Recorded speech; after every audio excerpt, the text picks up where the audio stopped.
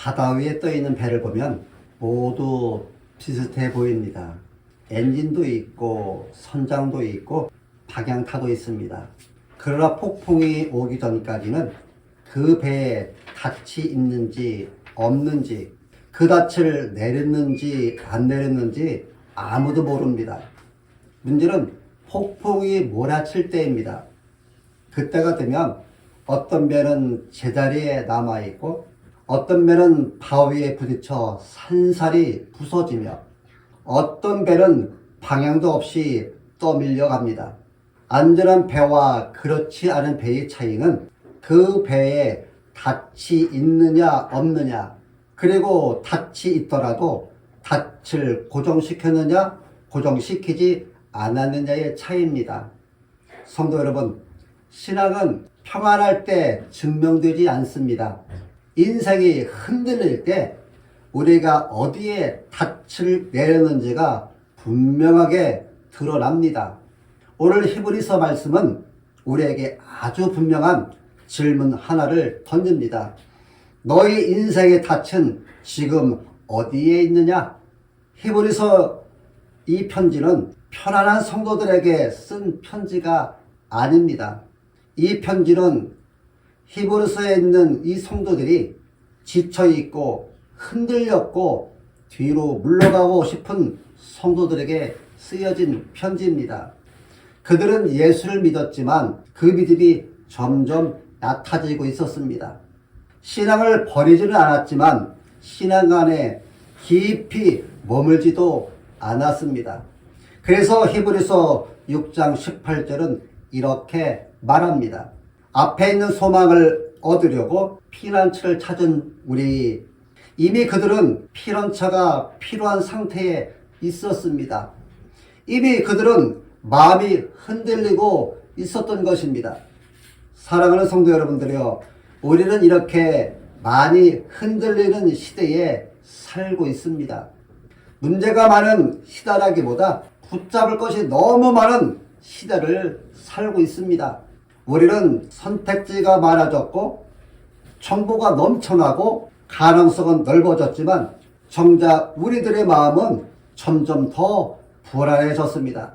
조금만 뒤쳐도 우리가 불안하고 조금만 놓치면 실패한 것 같고 조금만 멈춰도 이 세상에서 밀려나는 것 같은 그런 시대를 살고 있습니다. 그래서 우리는 멈추지 않습니다. 그래서 우리는 쉬지 않습니다. 그래서 우리는 내려놓지 않습니다. 세상은 우리에게 이렇게 말합니다. 붙잡아라.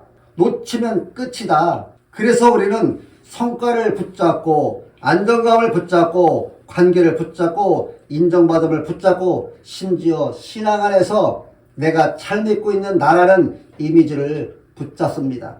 문제는 이 모든 것이 닻이 아니라는 것입니다. 이 시대는 닻 없이도 살 수 있는 것처럼 말하지만 성경은 닷 없이 사는 인생은 반드시 필요한다고 분명히 말하고 있습니다. 성도 여러분, 그래서 우리는 이렇게 자주 지칩니다. 그래서 이렇게 우리는 쉽게 무너집니다. 그래서 이렇게 우리는 이유 없이 눈물이 납니다. 믿음이 없어서 그런 것일까요? 아니면 열심이 없어서 그런 것일까요? 아닙니다. 우리는 너무 오래 닻을 내리지 않은 채 세상의 것들을 붙들고만 살았기 때문입니다. 우리의 문제는 하나님을 전혀 믿지 않는 것이 아닙니다. 우리의 문제는 하나님 위에 너무 많은 것에 함께 닻을 내리고 있는 것입니다. 하나님도 붙잡고 돈도 붙잡고 건강도 붙잡고 자녀도 붙잡고 계획도 붙잡습니다. 그래서 평소에는 괜찮아 보이지만 풍랑이 오면 모든 것이 동시에 흔들거립니다. 우리는 닻을 내린 그것이 아니라 사실은 닻을 들고 다니며 살고 있었던 것입니다. 어떤 배들은 닻이 없습니다. 왜냐하면 항상 움직이고 있기 때문입니다. 그 배는 멈추지 않습니다. 바쁩니다. 속도가 있습니다. 방향도 있는 것처럼 보입니다. 하지만 성경의 관점에서 보면 그 배는 항해 중인 것이 아니라 표류 중인 배인 것입니다. 성도 여러분, 바쁜 생활이 깊은 신앙을 보장하지 않습니다. 움직임이 많다고 해서 닻이 내려진 것이 아닙니다. 히브리서 6장은 우리에게 먼저 하나님이 어떤 분이신지를 보여줍니다. 그리고 그 하나님이 어떤 분이신지를 알게 될 때 왜 우리의 소망이 흔들리지 않는지를 설명합니다.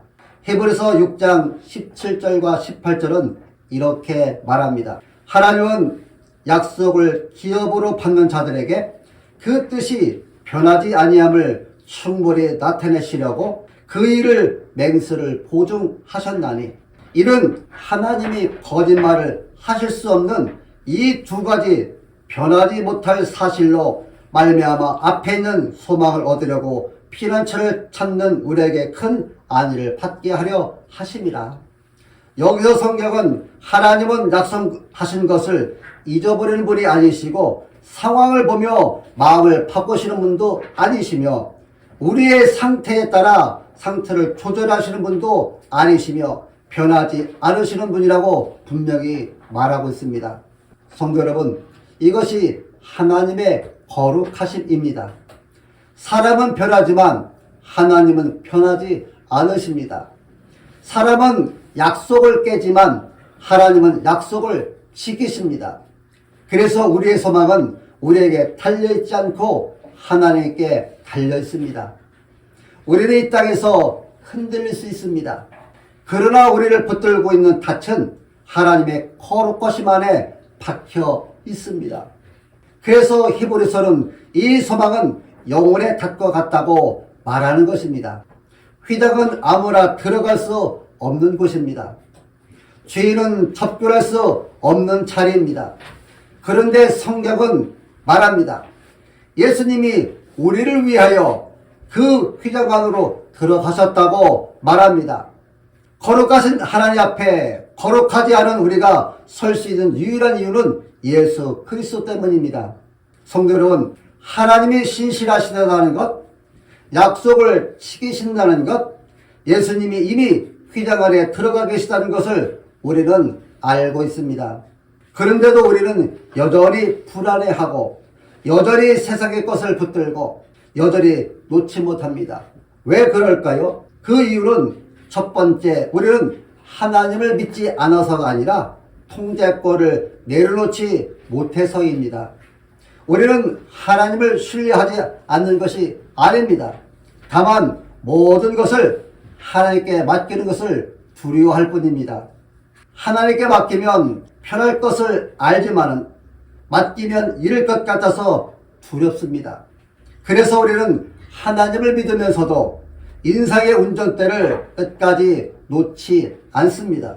우리는 이렇게 말합니다. 주님, 지가 할 수 있는 데까지는 가야 하지 않겠어요? 주님, 이 부분은 지가 책임을 질게요. 이것이 우리들의 딜레마입니다. 이처럼 하나님을 신뢰하고 싶지만 통제는 포기하지 않고 싶은 마음이 너무 강합니다. 두 번째는 우리는 기다림을 실패로 오해합니다. 히브리서 기자가 말하는 닻의 삶은 기다리는 삶입니다. 그러나 우리는 기다림을 패배로 배웠습니다. 기다리면 뒤처질 것 같고 가만히 있으면 도태될 것 같고 내려놓으면 끝날 것 같은 시대의 문화에 우리가 익숙해져 있습니다.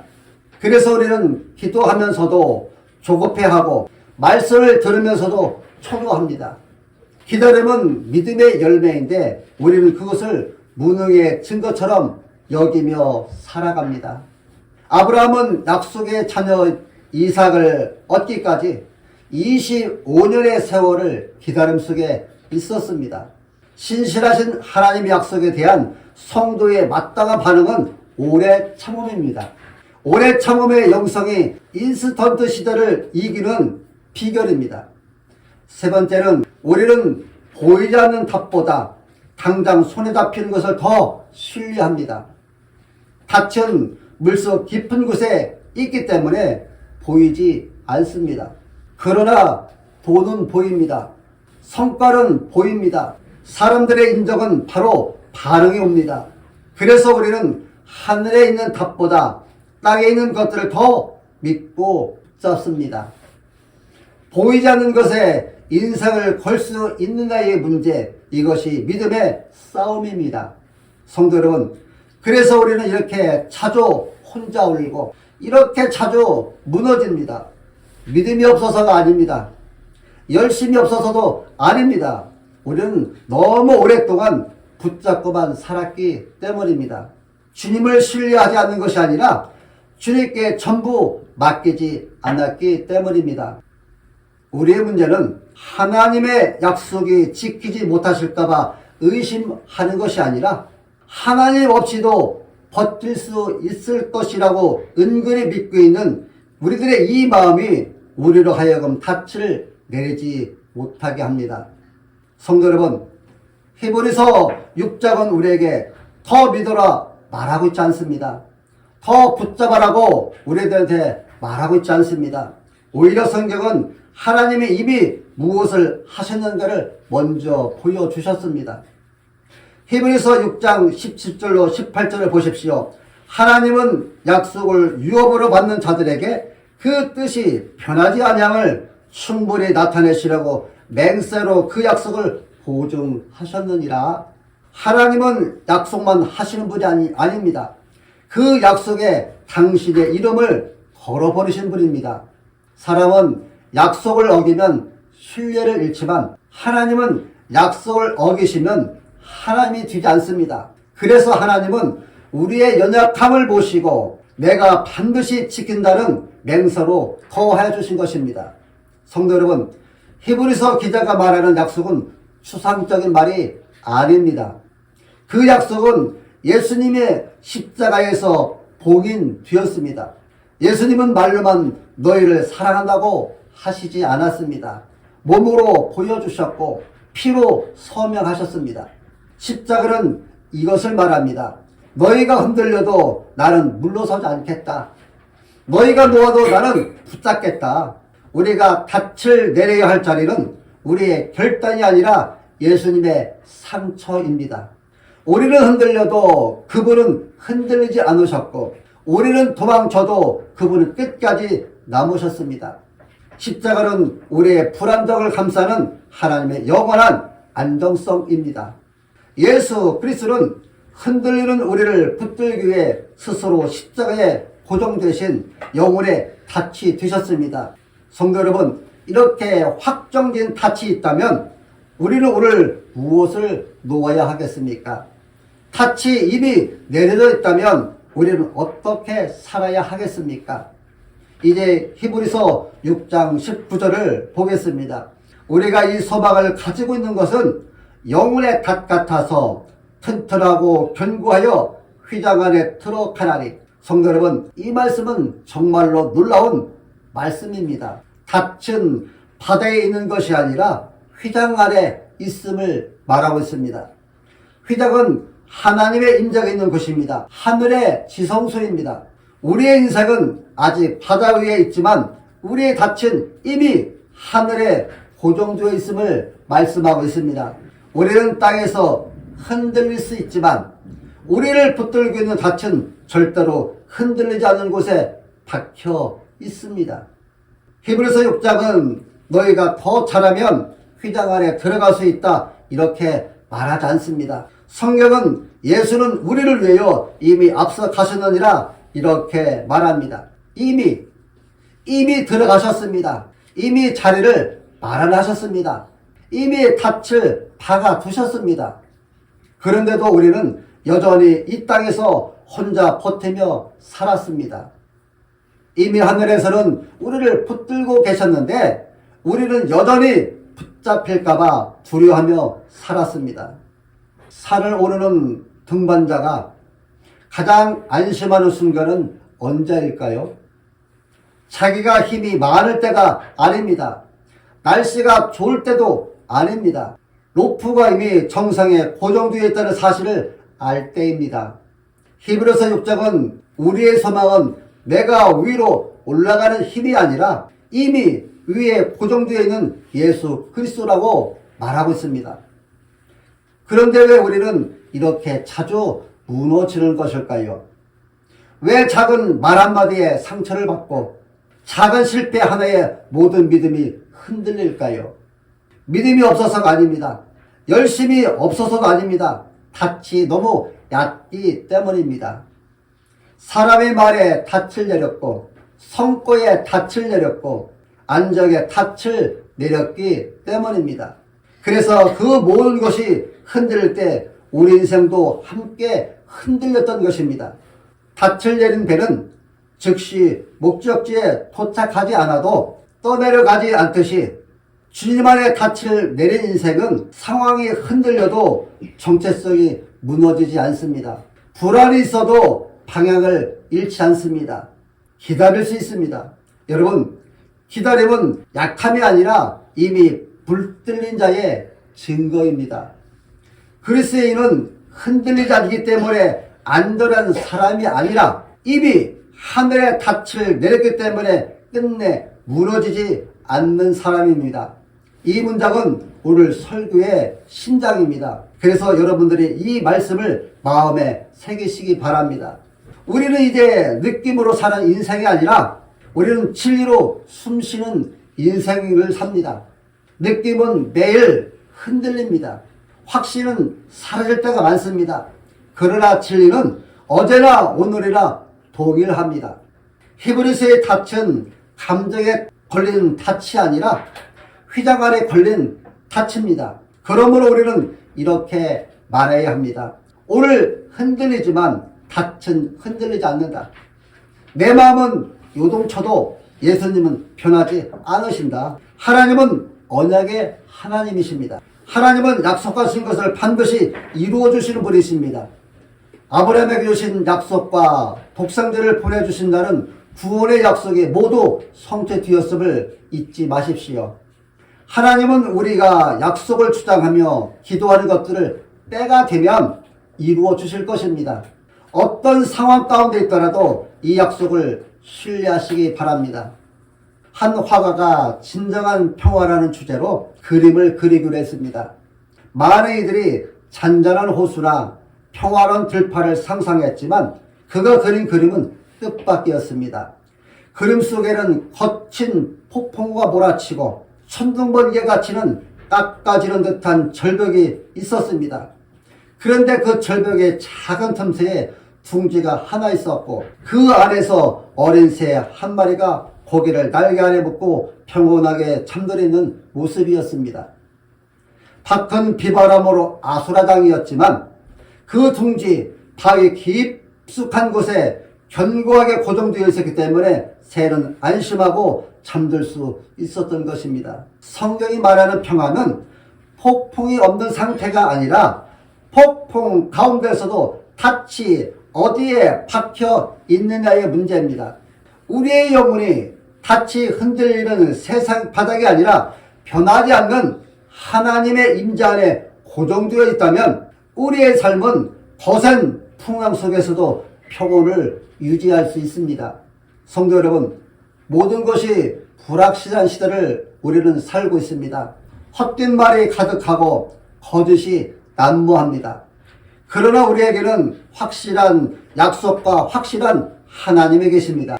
하나님이 보증하시는 확실한 약속을 소망의 탓 삼아 이리저리 흔들리는 인생이 아니라 영생의 소망과 구원 없는 믿음이 깊이 뿌리내는 성도가 되어야 할 것입니다. 하나님의 약속과 맹세의 중심에는 우리의 영원한 대제사장인 예수 그리스도께서 계십니다. 약속의 소망은 우리에게 영혼의 닻과 같습니다. 배가 풍랑에 흔들려도 닻이 바닥에 고정되어 있으면 침몰하거나 떠내려가지 않습니다. 그러기 위해 닻이 필요하듯이 영혼에도 소망이라는 닻이 필요합니다. 그 소망의 닻은 바로 예수 그리스도이십니다. 성경에 기록된 모든 약속은 이루어졌고 이루어지고 있으며 앞으로 이루어질 것입니다. 그 신실한 약속을 우리가 믿으며 믿음의 여정을 위해 영혼의 닻을 예수 그리스도 안에 깊이 내리시는 여러분 되시기를 예수님의 이름으로 축원합니다.